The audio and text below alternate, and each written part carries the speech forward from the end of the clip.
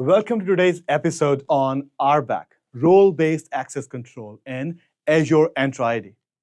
In this session, we will explore how RBAC works, especially in Entra ID environment.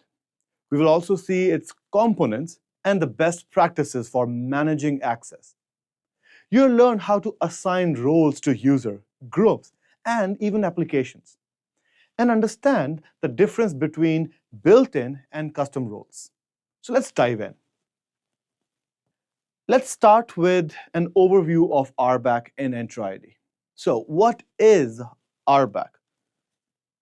RBAC stands for Role-Based Access Control. It is a system used to manage user access to Azure resources. It works by assigning a role to user, or roles to users or groups, or even applications, to control what actions they can perform on that resource within Azure ecosystem. Now, what are the key components of RBAC? Well, the first one is the role itself. There are many predefined roles like owner role, contributor, reader, and many more. And then there is also a provision of custom roles that you can actually create based on your needs. All right, so those are your roles. The next is scope. Well, roles can be assigned at different scopes, such as subscription, resource group level, or even a specific resource. So it's a hierarchy. The next component is assignments. Now, roles are assigned to a user or group of user or even an application at these specific scopes, which we discussed. So assignment must be done on a user, a group of user, or even an application or a service. So those are your assignments. So what are the benefits of RBAC? Well, the first one is the logic, that is, principle of least privilege. Here, you ensure that users or services only get the permission they need to perform their jobs. Simplified access management. Well, RBAC actually make it very easy to manage and control access across Azure resources or ecosystem. And the nice thing is that there are logs which are maintained throughout. The point is auditability. You can audit. So why you will audit? It actually helps track who has access to what resource and also provide logs for monitoring, maybe for your organization or a third-party auditing team. Next, let's discuss assigning roles to a user, group, and application. Well, the first point is assigning roles to users. Now, you can assign roles directly to a user or multiple users for access to a specific resource. This can be done through Azure Portal. You can also use PowerShell or Azure CLI, that is Bash or PowerShell. Now, any method you will use, the end result will be the same. You are actually assigning a role to a specific user. Now, instead of assigning roles to an individual user, you can also assign roles to Azure Entra ID user groups. This further simplifies access management, especially when you have multiple users and multiple departments. That is your group-based assignment. Now, the group-based assignment also reduces the overall administrative overhead by making it easy to manage permission for multiple users, all from just one location. That is your role over the group. So any user who becomes a part of that group will automatically inherit the role. Once the user is gone out or removed from the group, the role is also removed. The next is your application. Well, assigning roles to application or services is also an option. Now, why will you do that? Well, roles can be assigned to application for, again, automated access to other Azure resources. This can be done through enterprise application settings in Entra ID. Simple meaning is that when a service wants to access other service where no users are involved, in that case, yes, it is possible to assign a role to a service or application itself. Now, role assignment scopes. We already discussed it, so I'm going to do a quick recap. Roles can be applied at different scopes. Remember, you can apply it on subscription, resource group, or even the lowest, that is resource level. Now, using more granular scopes allow the organization for better control and precision in granting access to a specific resource. Now let's compare custom role versus built-in role. Let's start with built-in role. Well, these are predefined roles provided by Azure themselves. And these resource roles can be owner role, contributor, reader, uh, power on role, and there are so many more predefined roles. Now, why they are defined by Azure? Because they simplify the access management by providing the most common permissions for very common tasks. What are the advantages? The pros are that it is easy to assign, no customization is actually needed, and it is widely used in your organization. So most of the roles which you will see in your organization will be predefined role or the built-in roles. What are the cons? Now, they might be too broad or they might not be specific enough for a certain use case. Means the role might not be able to give you the desired result which your organization need. For that, you have the option of custom roles. Now, custom roles allow you to define a specific permission tailored to your organization's need. They offer fine-grained control over who can access and modify Azure resources. So definitely, the positive will be it is more flexible. It offers flexibility and control over access permissions. The only negative part is it requires more setup. It can be even more complex to maintain. So you need expert teams to actually create custom roles according to the business requirement. Now, when to use it? Well, use built-in roles when standard roles meet your business requirements. And then use custom roles when you need more granular control or specific access configuration. Remember, for the most common use cases, built-in roles are more than enough. But in special use case or in special occasions, custom roles are desired. And the nice thing is that Azure do provide the provision to create custom roles. Let's move to our lab and check out how easy it is to apply RBAC roles at multiple scopes. And we will also see the effects. Welcome to your next demo. In this demo, we will see how to apply RBAC permissions. And I will also show you different scopes where you can apply RBAC. So for that, first, we will have a target user. And I'm still using my demo user. That is demo user 1. And then I will also have certain scopes. First, I will have my subscription. So that is, again, one level of my scope. Plus, I also have some test machines. So I have 2 VMs running. Remember, we don't have to learn how to create VMs yet. I'm just using it as a resource. So I will show you how to apply RBAC permission on both scopes. Let's go back to a different session and log in as our demo user.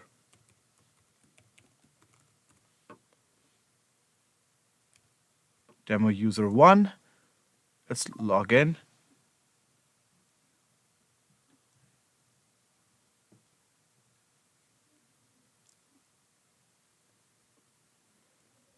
All right, I'm in.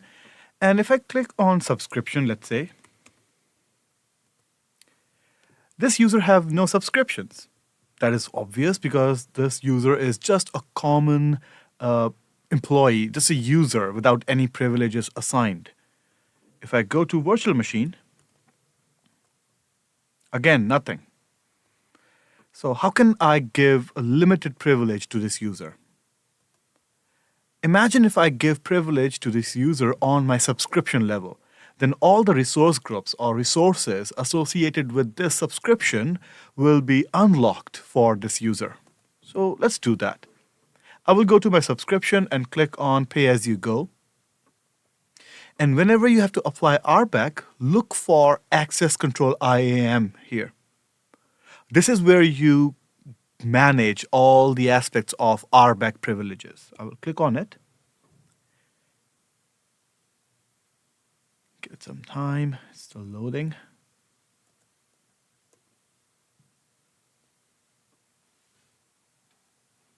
Perfect. And then click on Add Privileges. So add role assignments here. Here are all the privileges you can assign. These are all the roles. There are a lot of roles here, 638. Which role you want? Basically, every role will be different and the description is given in front of it. So that's a good thing. But let's talk about privileged admin roles. The roles which actually hold more privilege. Of course, don't make anyone the owner. But let's say I want to give a reader role. Reader. This role will make sure that the user can see all your resources but cannot do anything. Maybe this role is good for auditing purpose, or maybe if someone wants to keep a check on these scenarios or the environment. I'll click on the role, then click on Select Members and search for that member. That is Demo Group 1, or you can also select just a user. Click Next. Now, do you want this role to be active, or you want to just make this role eligible so that the user can use privileged identity management mechanism, which we will learn later on. At this point, I'm just going to give this role right away. Permanent, active, click Next, assign this role. Perfect, the role is assigned. Let's go back and let me refresh this page. Or the user may have to log out and log in. Let's check. Still, the subscription is not there. So just wait for a while. Whenever you give a RBAC permission, the system might take some time to reflect it.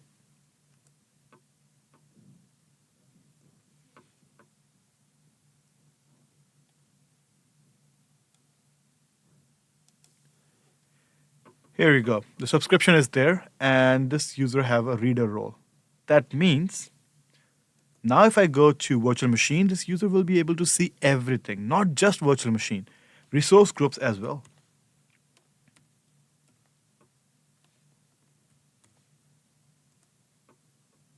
Yep. As you can see, this user will be able to see everything. But can this user do anything? Let me try to, delete this machine, let's say. Or just start it. Delete will be too disruptive, right? So let me just start it. And as you can see, this role is just reader. So this user cannot do anything. Now, what if you want this to be more granular? What if you want to allow this user to be able to control this Linux machine? I can do that. I'll go back to my portal where I logged in as global admin. And this time, I will go to the very resource. So this is my Linux machine. I will click on it. And then click on Access Control IAM. Click Add Role Assignments. Now, if I want this user to be able to do everything, control this machine, I can either make this user the owner or contributor. Remember, owner will also get the privilege to change the access permissions on RBAC. I don't want that. I just want this user to be able to control this machine. So contributor. Select that user. Next, assign. Again, you just assign the role. You may have to log out, log in, or wait for some time. And let's see. Can this user start the machine? Yes. This user can now start the machine, delete the machine, or change the size, or overall configure this whole machine. Can this user start this Windows machine? The answer is no. I never gave the permission. And as you can see, the virtual machine is being started.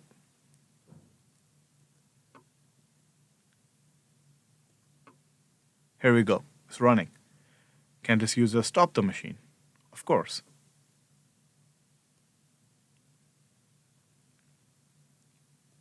Stop the machine. And now the machine will stop.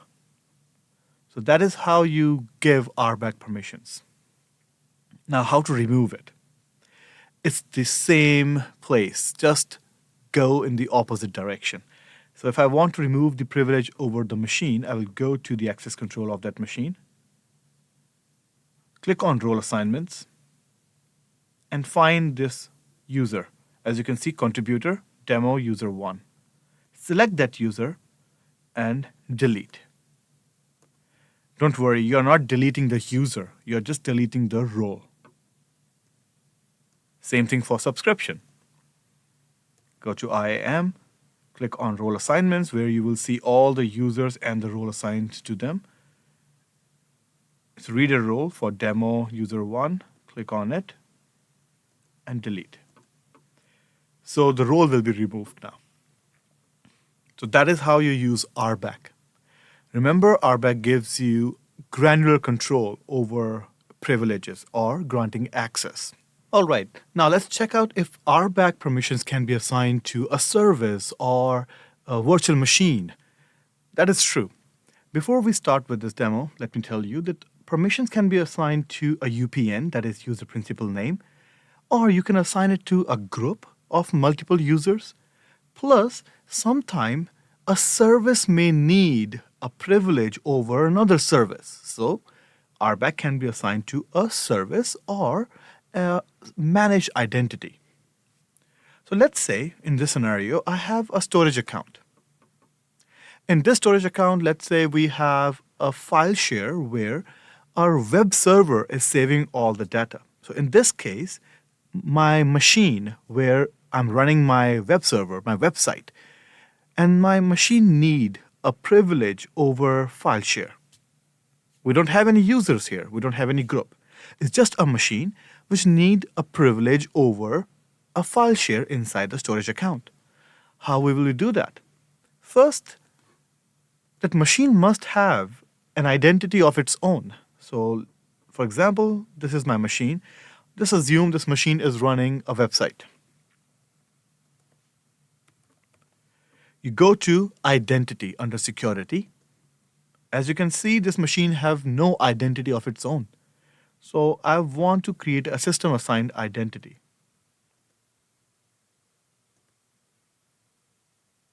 It will take some time. Perfect.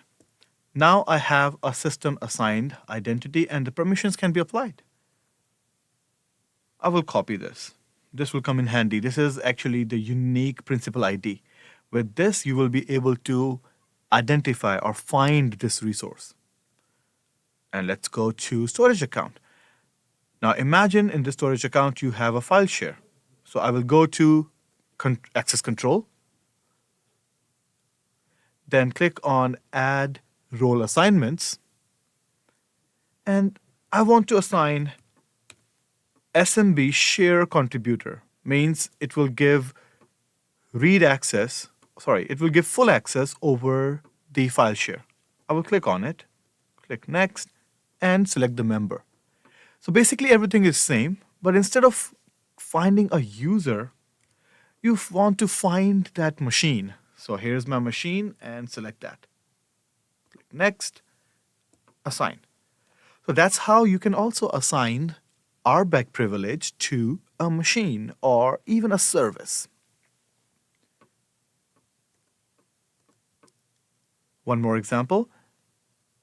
There is one service called AVD, Azure Virtual Desktop. And Azure Virtual Desktop is actually a hosting service of a VDI environment. Basically, that service also have one feature, that is auto start a VM on connect. That means if a user tries to connect with a virtual machine and the machine is off, the host machine is off, AVD will actually turn on the machine on the user's behalf. In this example, remember, AVD and virtual machine, they both are separate services. So if AVD want to turn on or turn off this machine, you have to assign right privileges. I will give you an example.